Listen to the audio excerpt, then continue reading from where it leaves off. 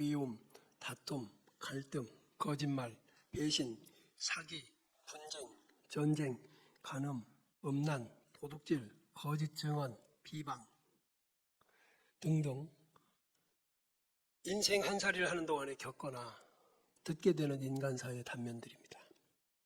이 모든 일이 사람들 사이에서 벌어지는 아픔이지요. 그래서 상처를 입으면 복수를 하거나 외로운 곳으로 숨어들기까지 합니다. 혼자만 산다면 절대로 없을 것들이 또한 그 단어들이었습니다. 그렇지만 혼자 살 수 없는 것이고 보니 인생살이가 이처럼 복잡하고 어렵고 힘든가 봅니다.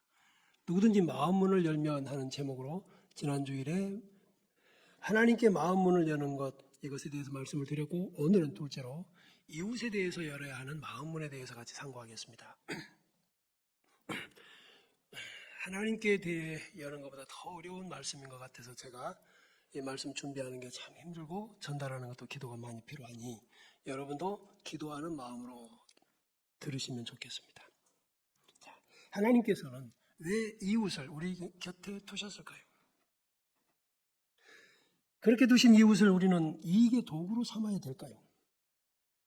이것은 말입니다. 이것은 너도 지으시고 나도 지으신 창조주 우리 하나님 아버지, 그분께서 사람을 보시는 관점이 우리와는 전혀 다르다라는 것을 가르쳐 주시는 것입니다.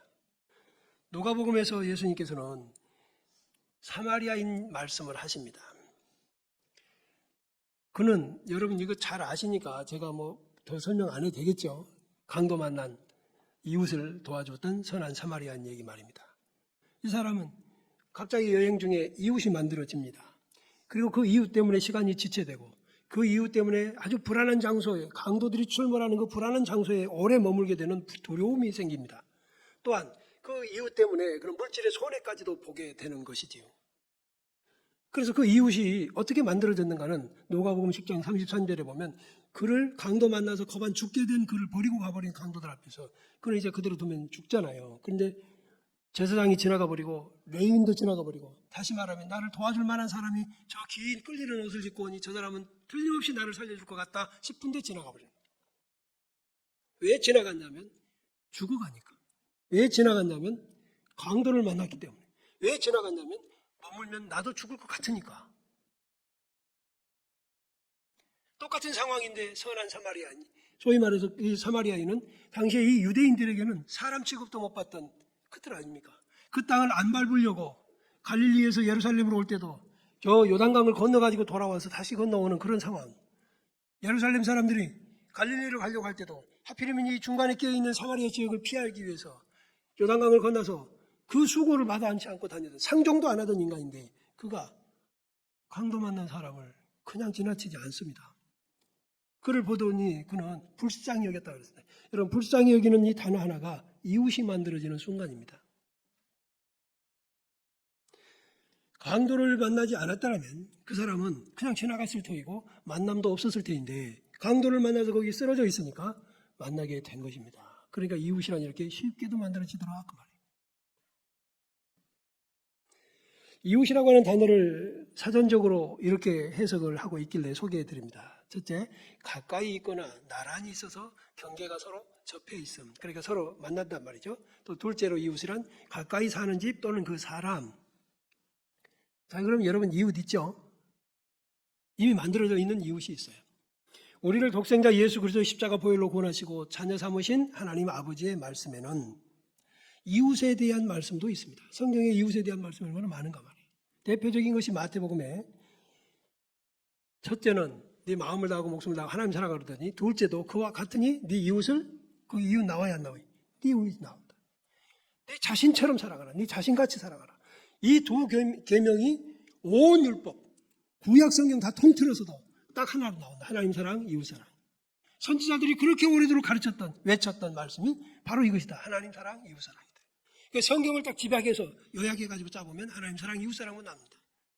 우리 대한민국 교회 천지에서 신앙생활 잘한다, 믿음이 좋다 하는 사람 딱 종합해서 보면 하나님을 얼만큼 사랑하냐, 이웃을 얼만큼 사랑하냐, 이것이지 11조 많이 한다, 교회에서 직분이 높다, 교회에 큰 소리 빵빵 치는 사람이다, 아니라는 말이에요.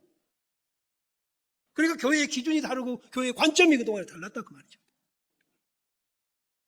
얼마나 유치하고 창피한 것을 기준 삼아서 교회에서 의시되고 그로 인해서 교회가 본질에서 벗어난 추잡한 일들이 얼마나 많았는가. 지금도 그런 사고방식들이 있어요. 로마서 12장 19절 오늘 우리가 봉독한 말씀 중에는 내 사랑하는 자들아 너희가 친히 원수를 갚지 말고 하나님의 진노하심에 맡기라.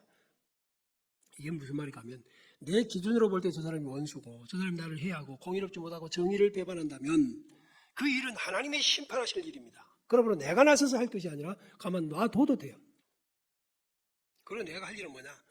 원수 갚지 말고 하나님께 맡길 뿐 아니라 이웃에게 도움이 필요할 때는 도와주는 것이라는 거예요. 여러분 이 명령이 얼마나 순종하였습니까? 이 말씀을 순종하려고 얼마나 노력하고 기도하는 신앙생활이었던가 살펴보십시오.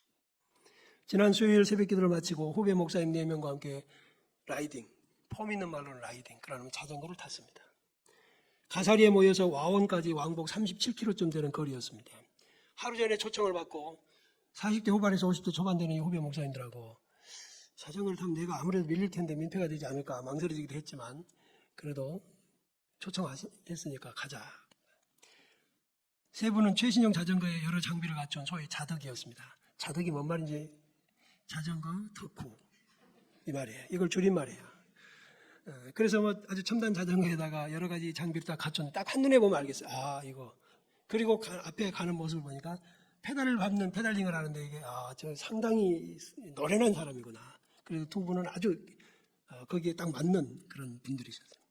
그래서 저는 세 번째 출제해서 가운데 가라고 그러길래 노인 취급받은 것 같아요. 근데 고객길이 2개가 연속이 되는 데가 있습니다. 저게. 아니 무슨 자전거 도로를 그렇게 험하게 만들어놨는가 모르겠어요. 국가대표 선수 뽑는 것도 아니고 정말 거기서 막 가슴이 터질 것 같이 힘들었어요. 그러나 밀리면 안 된다 싶어서 최선을 다녀왔습니다.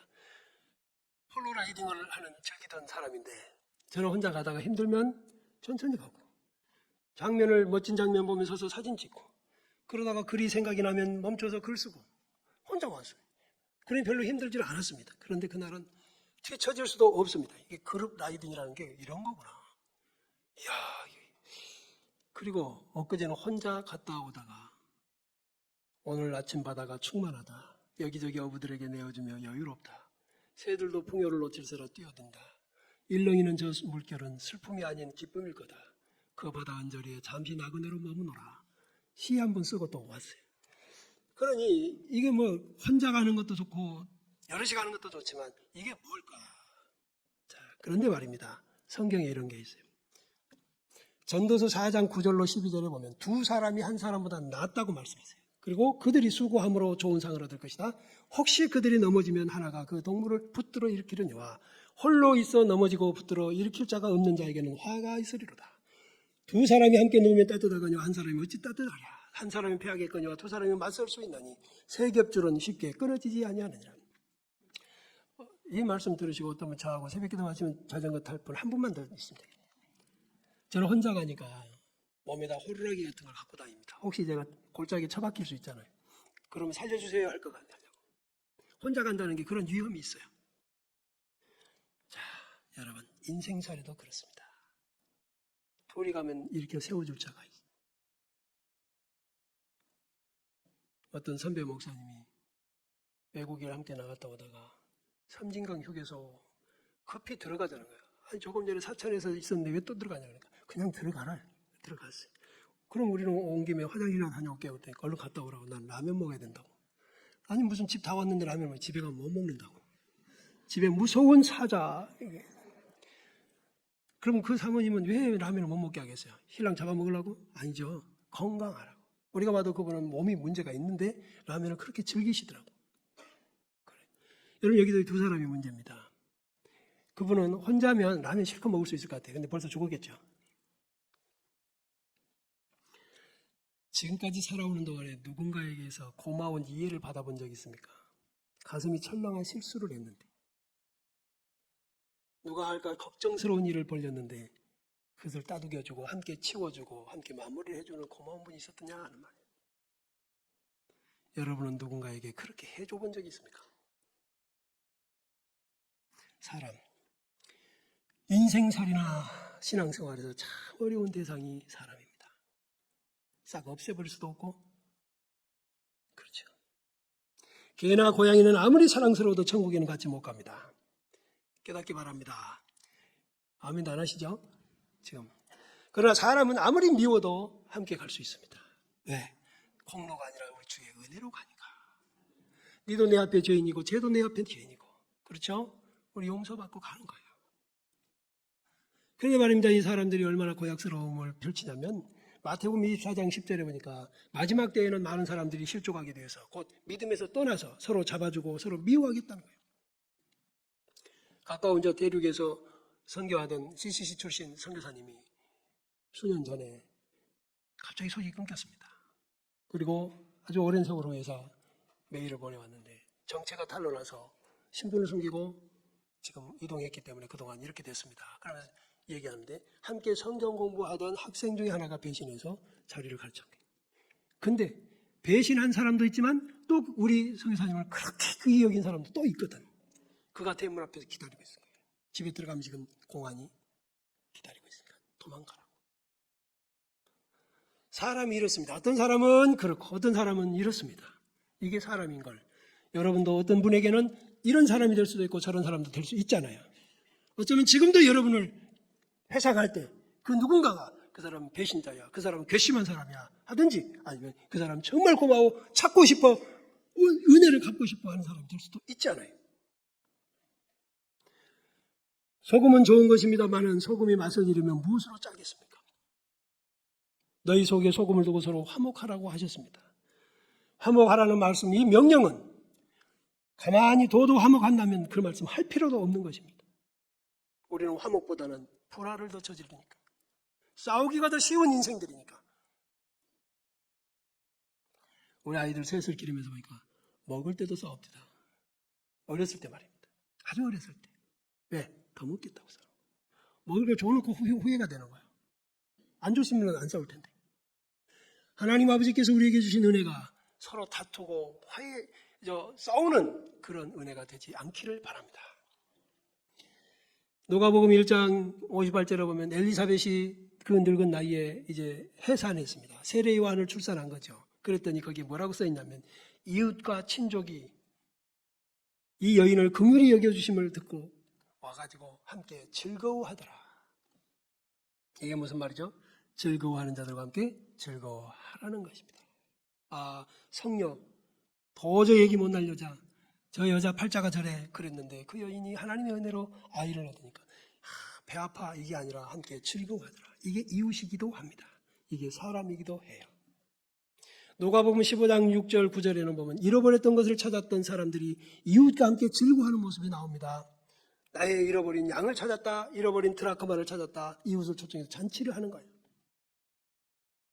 그러면 탕자, 집을 나갔던 이 타락한 동생이 수년간 연락이 끊겼다가 살아 돌아왔을 때 가장 기뻐해야 할 사람은 당연히 형이었겠지만, 두 형제 중에 하나 동생이 집을 나가서 생사가 불문해졌는데도 궁금해하지 않더니 그가 살아 돌아왔던데 기뻐하기는 그냥 크게 노하고 집으로 들어가지 않습니다. 어쩌면 우리가 예수를 믿는다고 해도 우리는 사촌이 땅을 사면, 제가 배가 아프면 제 아내 보고 사촌 형님한테 전화 좀 해봐요. 땅 샀나? 농담이지만 이게 우리 알고 있죠. 이 말이 무슨 말이죠? 우리 속에는 남이 잘 되면 내가 기분이 안 좋다는 거야. 이것이 예수 믿는 사람에게도 맞아야 될까요? 주님은 뭐라고 하십니까? 즐거워하는 자들과 함께 즐거워하고. 아멘. 보통 일이 아닙니다, 이 말씀이. 누가복음 7장에서 우리 주님이 이렇게 말씀하십니다. 이 세대를 이렇게 비유하시는 거예요. 애기들이 장터에 앉아서 놀아. 그러다가 야, 우리가 이렇게 하자 해서 이제 함께 소꿉장난 하다가 갑자기 피리를 부는 거야. 그러면은 너희를 향해서 피리를 불었으면 너희가 일어나서 춤을 춰줘야 되는 거 아니야. 근데 안 한다. 그럼 우리가 고글해. 아니 내가 춤출 기분이 아니라면 그럼 울자 그럼. 했는데 또 안 해. 이게 이 세대 사람들이라는 거예요. 여러분 잘 아셔야 돼요. 지금 우리에게 즐거운 일이 있으면 함께 즐거워하는 것보다 뭐라고 하냐면요, 시비 걸어요.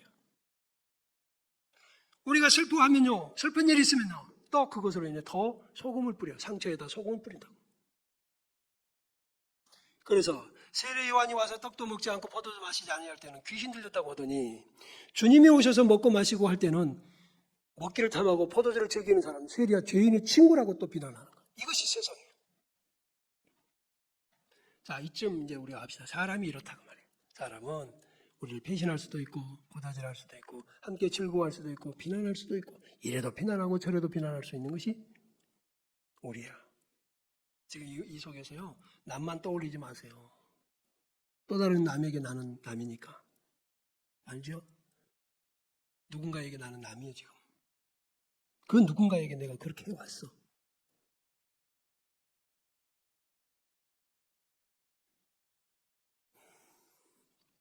(20kg) 소금 사놓으셨어요? 사드릴까? 제가 소금 생산지에 집회를 갔다 와서 좀 아는데 아마 없을걸요. 저는 그 말씀을 보면서 이렇게 생각해요. 야, 소금이 얼마나 세상에 싸요. 오죽하면 염가라고 했으니까. 염가라고 했죠. 요즘은 뭐 폭탄 세일하지만 옛날에 염가 세일 그랬어. 근데 말입니다.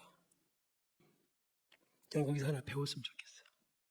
우리 크리스천들 그동안에 소금처럼 흔하고 무가치했다 할지라도 세상이 어지럽고 힘들수록 소금을 찾는 사람이 되면 좋겠어요. 우리가 그리스도인이 되었습니다.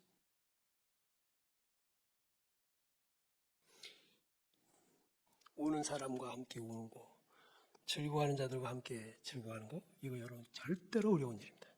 이건 굉장히 신앙이 성숙한 성도의 모습이에요. 어린아이는 장례식장에서 노래하고 결혼식장에서 울기도 하는 게 어린아이예요. 그러나 성숙하면 상대를 배려하고 장소를 분위기 맞춰서 할 줄 아는 능력이 생깁니다.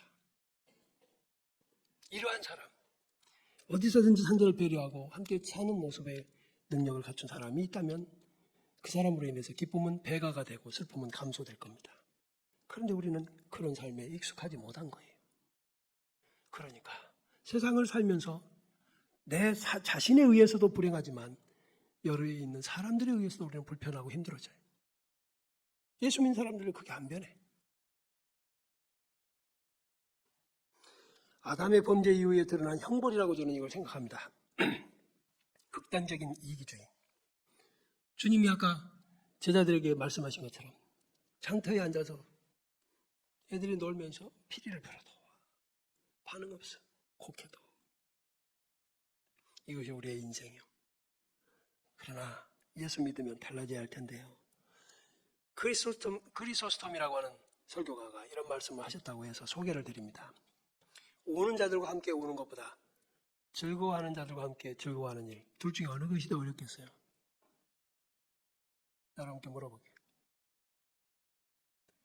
우는 자들과 함께 우는 게 어렵겠어요? 즐거워하는 자들과 함께 즐거워하는 게 어렵겠어요? 즐거워하는 게 어려워요. 배가 아프기 때문에요. 그래서 즐거워하는 일이 훨씬 어렵다고 했어요. 그것은 그리스도인의 높은 성품을 요구한다 그랬어요. 기뻐하는 것은 시기합니다. 칭찬받는 사람과 함께 기쁨을 나누기까지 한다는 건 정말 고상한 인격자가 되어야 된다는 거예요. 타인의 성공을 진심으로 축하할 수 있다는 거, 그것은 그의 슬픔을 동정하는 것보다 훨씬 어렵다고 말합니다. 이게 우리가 얼만큼 타락한 건가 하는 거예요. 특히 그의 성공이 우리의 실패와 관련이 있을 경우는 더 그렇다고 그래요. 같은 일을 하는데 그는 성공하고 나는 실패했을 경우 더 그렇다고 말해요. 타인의 성공을 우리 자신의 것처럼 즐거워할 수 있을 때는 오직 자아를 죽였을 때만 가능하다. 자, 또 한번 정리해봐요. 이 이웃에 관한 것은요, 하나님이 사람을 어떻게 보시느냐의 관점이거든요. 자, 하나님 앞에서 우연은 있다 없다? 없어요. 같은 일을 하는데 누구는 성공하고 누구는 실패했어. 하나님 아실까 모르실까? 아시죠?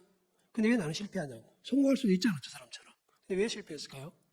그래서 실패하니까 기분 나쁘고 원망하다가 시기 질투하다가 실패자로 남을랍니까? 아니면 그의 성공을 축하해주고 기뻐하면서 하나님이 보실 때 다음번 네 차례야. 아멘. 남의 성공을 비난하고 깎아내리는 사람은 절대로 그 이상의 자리에 못 갑니다. 그 개 있잖아요. 바닷가에 걸어다니는 개들, 우리 간장으로 튀겨 먹는 거. 걔네들은요, 바구니에다 집어넣으면 절대 못 나온대잖아요. 왜 못 나오냐면 얘가 올라가면 뒤에서 물고 내려버린대잖아. 사람은요, 끌어올려주지는 못해도요, 끌어내리는 건 진짜 잘하는 게 우리요. 진짜 우리는 잘해요. 남 좋게 하는 거 말 들어봐요. 내가 남의 말을 좋게 안 하면 남도 나를 그렇게 알고 있다는 것을 알아야지. 여러분, 이렇게 우리가 모자란데 하나님은 우리를 보고 세상의 소금이라고 하시잖아. 이제 소금 막 찾는 거예요. 사재기 하려고 소금이 많으면 많을수록 좋겠네. 이러고 있어. 우리 그리스도인들이 세상에 그렇게 소금이었으면 좋겠어요. 그러려면요, 지난주에는 하나님께 마음을 열었다면 이번에는 우리가 이웃에게 마음을 열자는 거예요. 이게 보통 일이 아니야. 목사인 저도 거북스러운 사람이 없을 수 없습니다. 관점이 다르고 가치관에 혼동이 있는 그런 경우들이 있으니까요. 근데 굳이 여러분 여기서 말씀드리는 것은 이렇게 무분별하게 막 2단까지도 뭐 어쩌라 이런 얘기 아니고 좀 건강하고 건전한 정신에 여러분 이 설교를 듣기를 바랍니다. 너무 나가가지고 뭐 이상한 소리 하지 마시고 지금 우리가 네 이웃에 대해서 마음의 문을 열어라. 어떻게 하면 열까? 나는 못 열어요. 근데 하나님을 보면 아버지 하나님을 생각하면 가능해. 아버지 하나님께서 우리에게 하신 것이 이기적인 생각은 성령을 거스릅니다. 나만 생각하니까요. 내가 우선이야. 항상 우선이기 때문에 상대방을 내 기준으로 재단을 해요. 내 기준으로 잘라. 이기주의는 성령을 해방한다. 어떤 분은 말씀합니다. 현대인들의 개별화, 핵분화, 이웃을 이익을 보는 도구로 이해하십니까? 아니면 손해를 보는 상대입니까? 주 안에서 형제와 자매된 가족 여러분, 우리는 예수 안에서 형제와 자매입니다. 하나님 아버지가 내려다보시면 너도 흠이 많고 쟤도 흠이 많고 너도 장점이 있고 쟤도 장점이 있고 너도 사랑스럽고 쟤도 사랑스럽고 맞죠?